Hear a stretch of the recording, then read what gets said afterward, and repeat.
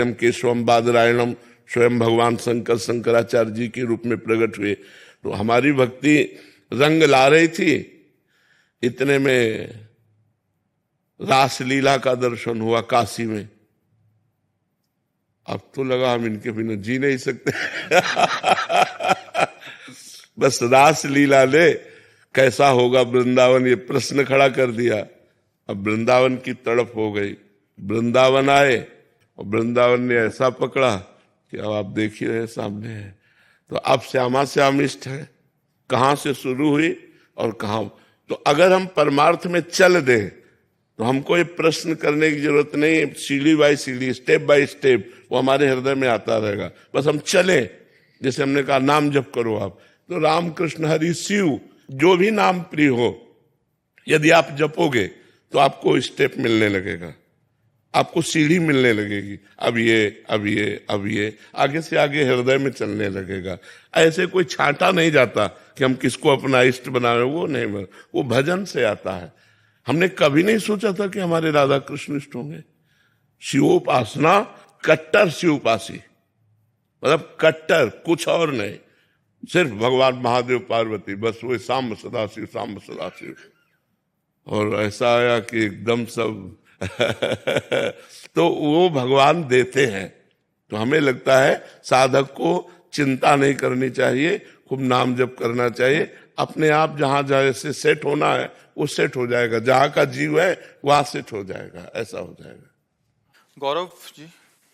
राधा वल्लभ श्री हरिवंश महाराज जी। महाराज जी, मैं पिछले 1 साल से आपको सुन रहा हूँ, नित्य प्रति भागवत वाणी सुनता हूँ, जिससे मेरे बहुत सारे आध्यात्मिक द्वंद्वों का निवारण होता है। महाराज जी, मेरा प्रश्न है कि कैसे मन सतत भगवत भाव में लगा रहे। नाम जप करता हूं पर संसार में भागता है मन। कोई भला बुरा तो राग हो जाता है, कोई बुरा बोले तो द्वेष हो जाता है, परंतु नित्य भगवत वाणी के प्रभाव से पता लगने लग गया है कि मैं राग में फंस रहा हूं या द्वेष में फंस रहा हूं, पर इसकी फिर जलन होती है। महाराज जी, सबसे पहले हमें आहार शुद्धि करनी होगी।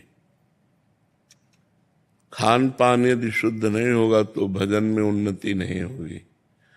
हमारा भोजन, जैसे विरक्त के लिए लिखा है भिक्षा अन्नम औषधम, भिक्षा रूपी अन्न की औषधि के द्वारा क्षुध व्याधि चिकित्सताम, क्षुधा रूपी व्याधि की चिकित्सा करे।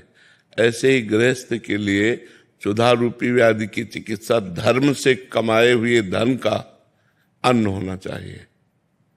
अगर अधार्मिक प्रवृत्ति के द्वारा, घूसखोरी के द्वारा जो कमाया हुआ धन है वो भजन में रुचि नहीं होने देगा। तो पहले भजन के लिए हमें कमाने का क्रम शुद्ध होना चाहिए, फिर उस अन्न को रांध करके, रसोई बनाकर प्रभु को अर्पित करके फिर हमको पाना चाहिए, और अल्प मात्रा में पाना चाहिए।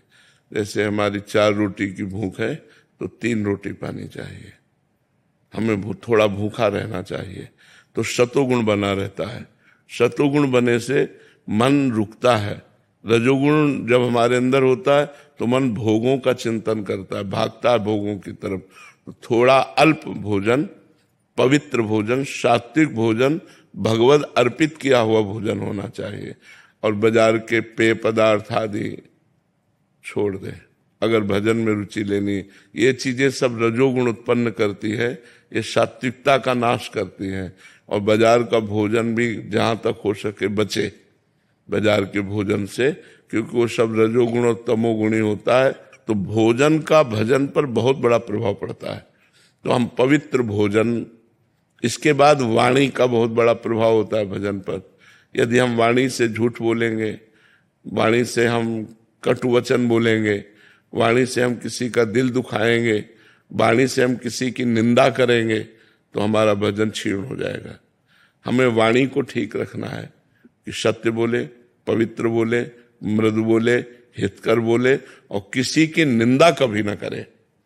पर निंदा के किए ते आवच नहीं कछु हाथ, मूर्ख पर्वत पाप को ले चल अपने साथ।